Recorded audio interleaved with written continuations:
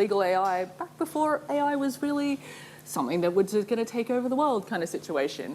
Nick Whitehouse was the Chief Digital Officer for Minter Ellison Rudd Watts, which for the lawyers in the room know is a super big deal, and for lawyers not in the room, it's basically Suits. That whole vision, he worked for that. Like the law firm version of KPMG. Yep.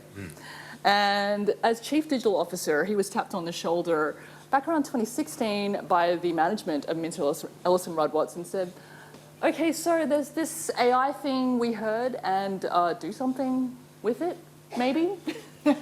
Nice and broad, nice and specific. So to add context for some of the younger people in the room, this was kind of like doing yoga in 1998. There wasn't a yoga studio on every corner. There weren't like 50 million yoga channels. It hadn't mainstreamed yet. So when someone said, take AI and put it into our business, it wasn't cool yet.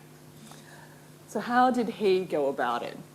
Well, he looked at the problem and he looked at the users. That is, he went and talked to some lawyers and he said to them, what do you hate about your job? Which obviously took a long time. That was a long conversation, lawyers. But one thing that he zeroed in on was something called due diligence. Does anyone know what due diligence is? I'll bet you do, Ray. I'll bet you do. Ray hates it. Due diligence, the TLDR is picture a room full of boxes. You're a junior lawyer. You've got a highlighter. You're going to be put in that room with the boxes, and you will be told to find a few key phrases, a few key points, anything that can help your client win a case. Why are there so many boxes, you ask? Why would they do this to you? Because this is part of the adversarial process of the law, and the other side said, here's all the information that could possibly be relevant for you. Go for your life.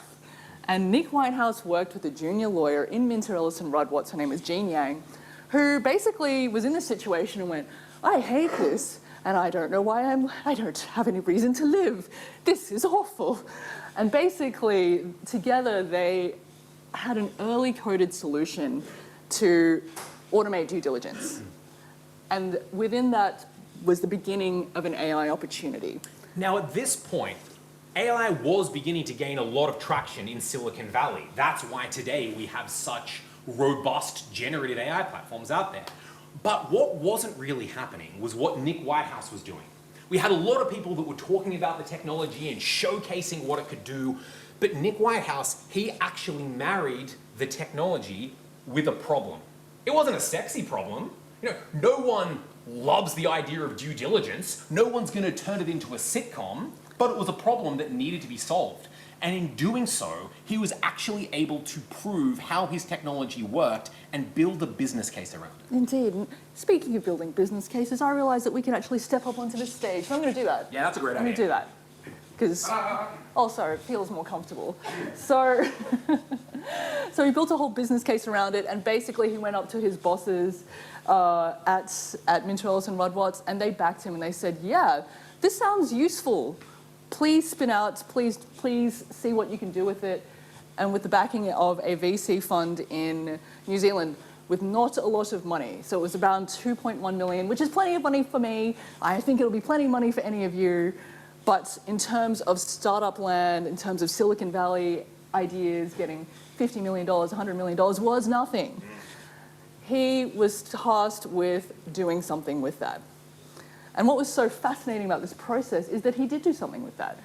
He built obsessively, working very closely with a large firm and solving the problems that the lawyers faced, getting the lowest hanging fruit of AI automation. So not all the creative, strategic thinking that a human is paid to do, but the due diligence stuff and all variations of that. Fast forward to COVID. And COVID's an interesting time. It was unprecedented. It was horrifying. And during this period, he was getting a lot of opportunities because his AI had featured in Tech Disrupt in Silicon Valley. And this was incredible. It showed that it was working AI in a way that other competitors didn't have.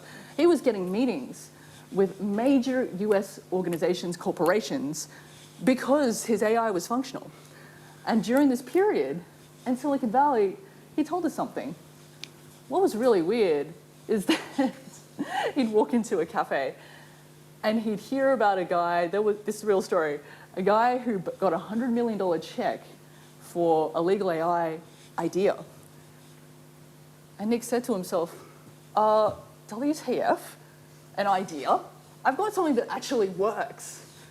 So what came next? He explored an acquisition by a US company called Onnit. They were very interested, they loved his stuff, there was a potential to scale across the US.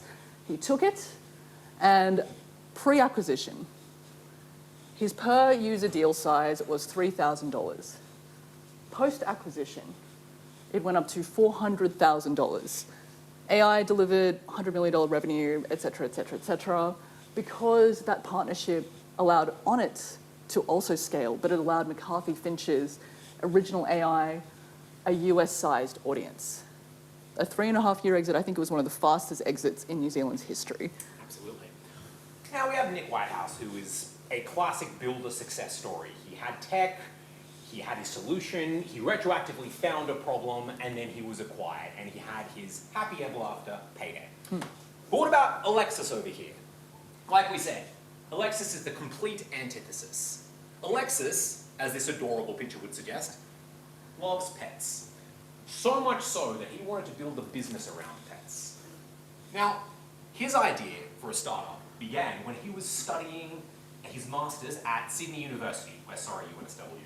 He was an international student, he had friends who had pets, and whenever they went back home, they'd say, "Hey Alexis, can you care for my dog or my cat when I go back home?" It planted the idea in his head, what if we could offer something like Airbnb or Airtasker, but just for pet sitting? So, the seed of an idea. But that's not where he stopped. Being a classic 100% extrovert, he created forms, like physical forms that you would fill out with a pen. He went to dog parks and he would spend day after day interviewing dog owners saying, what do you think of this idea? What is it missing? How could I improve it? He then took all of that custom feedback and he leveraged his master's course to put himself in a room with CEOs from around the country. And he workshopped the idea with them until he had something rock solid. So before any piece of tech had been built, he had his problem and his solution. The only problem was, by his own admission, being a seller, he overlooked some of the obvious things that a builder would have considered. Namely, when he created his MVP, his minimum viable product website, he made it a little bit too M. And what that meant was that on launch day, he was inundated with pet owners who were looking for people to come and care for their pets. He had this huge database full of pet sitters who were ready to care for these animals. And what happened? The website crashed. He needed to act like it was 1985 and jump on the phone and call everyone in his database to say, wait, no, come back. We promise we have pet sitters who are waiting for you. Then he had to call those pet sitters and say, no, I wasn't lying. I do have business for you. Trust me, I will connect you. Now again, if he hadn't overcome that challenge, he wouldn't be up here as a success story. He learned the error of his ways, he revamped the website, and he re-established his position in the market. And this is actually quite fascinating, right? Because it shows so many of the challenges in the Australian and New Zealand space. We can't just walk into a cafe and get a $100 million check. Must be nice, right? So in both their cases, they really needed to prove that there was demand really, really early on. This was something that Nick Whitehouse actually said to us, which is, in the US, VCs will give you money to fail for a year or two because they have deep pockets. In Australia and New Zealand, you have a few weeks tops in which you can fail. I'm paraphrasing, but that was essentially the essence of his message. So that's why Alexis, he spent a few days tops scrambling, depriving himself of sleep, ODing on caffeine so that he could relaunch a viable website. Fast forward a few years, when COVID hit, any other business in his position would have crashed and burnt. He depends on physical contact, right? Pets needing pet sitters. And if everyone's at home, then the pets are at home. And while there was a pet baby boom, we should know, we got one in 2020, we weren't needing pet sitters, right? So what do? they realized that they had this enormous database of pet owners, and they had only begun to scratch the surface of what they could offer. So they launched a suite of pet food products, of pet insurance, and even dog toys, and off the back of that, they launched an IPO.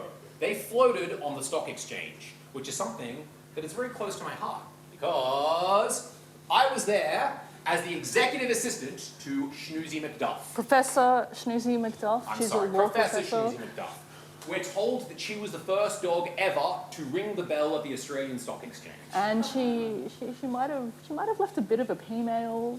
We don't tell them. We don't tell them. So, builder and seller, both had different kinds of exits. But what do they have in common? As you can hear tonight, they figured out who they were as people, which is why we asked you to raise your hands. Who are you? A big existential question, right? You got to figure out what your strengths are. Not because you shouldn't work on your weaknesses. That's important too. But they leaned into their strengths. They built their businesses around them, right? Like Nick Whitehouse was a chief digital officer. He knew he was a builder. He focused on the tech, but he did something that Alexis did as well, which is he went deep into understanding the customer and what they actually needed. But he focused on the product.